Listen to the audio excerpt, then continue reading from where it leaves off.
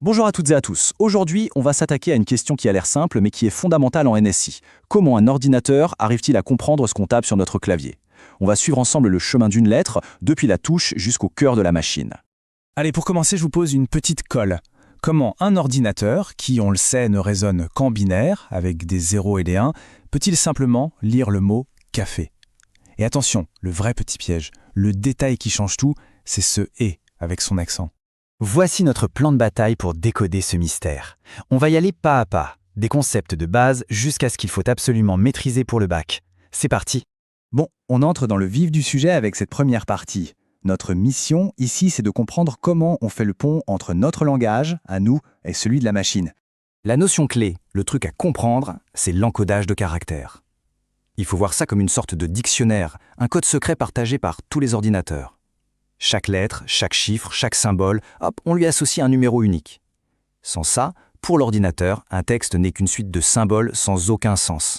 Parlons maintenant du tout premier standard qui a tenté de mettre tout le monde d'accord, la norme ASCII.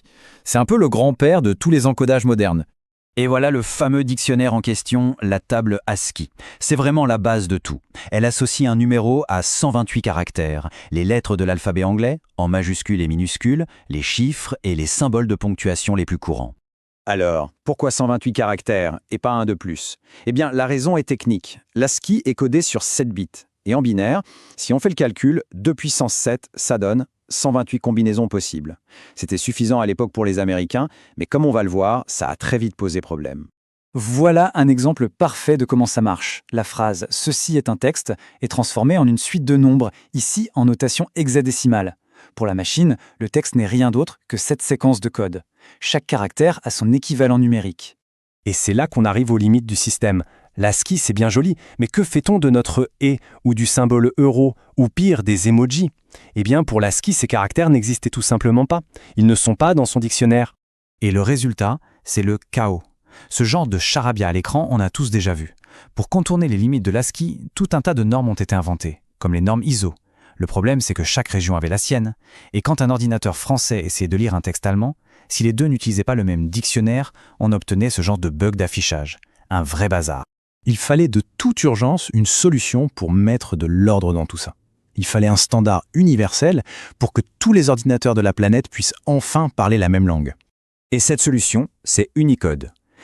L'idée est simple, mais l'ambition est immense. Créer un seul et unique dictionnaire géant pour absolument tous les caractères de toutes les langues humaines passées et présentes. On appelle ça un espace de points de code. Unicode définit plus d'1 million de places possibles pour des caractères. C'est un espace gigantesque, largement suffisant pour contenir toutes les langues du monde, tous les symboles mathématiques et bien sûr tous nos emojis. D'accord, donc on a cette bibliothèque universelle, Unicode, c'est super. Mais comment on fait pour stocker tout ça en mémoire de manière intelligente, sans gaspiller de place?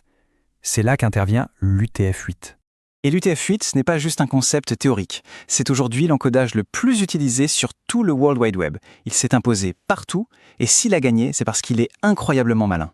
Alors, c'est quoi son secret? L'astuce de l'UTF-8, c'est d'être un encodage à taille variable. Pour les caractères les plus simples, ceux de l'ASCII, il utilise un seul octet, exactement comme l'ancien système. C'est ce qui le rend rétrocompatible. Pour des caractères un peu plus complexes, comme notre « et », il va utiliser 2 octets. Et pour des caractères encore plus rares, comme des idéogrammes ou des emojis, il peut en utiliser 3 ou même 4. Le système est génial. Les premiers bits de la séquence indiquent sur combien d'octets le caractère est codé. C'est super efficace. Ce tableau illustre parfaitement ce principe. On voit bien que les caractères de base tiennent sur un octet, tandis que les caractères accentués ou plus complexes en prennent 2 ou 3. L'UTF-8 s'adapte pour utiliser le minimum de place nécessaire.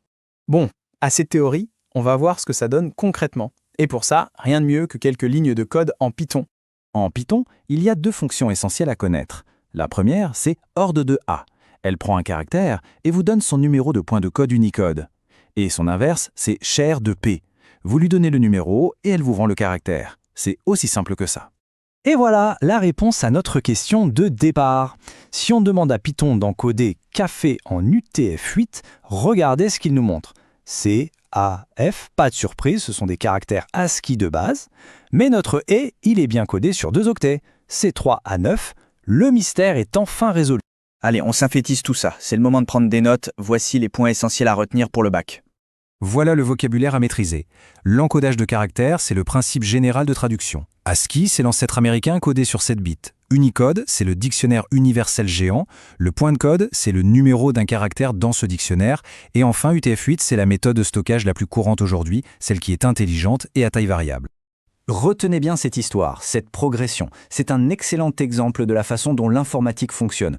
On part d'un problème, on trouve une première solution, l'ASCII, elle montre ses limites, ce qui crée un chaos temporaire avec les normes ISO, et finalement, on aboutit à une solution beaucoup plus robuste et universelle, le duo Unicode et UTF-8. On a donc résolu un problème majeur, s'assurer que n'importe quel ordinateur sur la planète peut lire n'importe quel texte. C'est une avancée énorme. Mais ça ouvre la porte à des questions encore plus vertigineuses. Maintenant qu'on a ce langage commun, quels sont les prochains défis? La traduction automatique instantanée et parfaite? La lutte contre la désinformation à l'échelle mondiale? Le débat ne fait que commencer.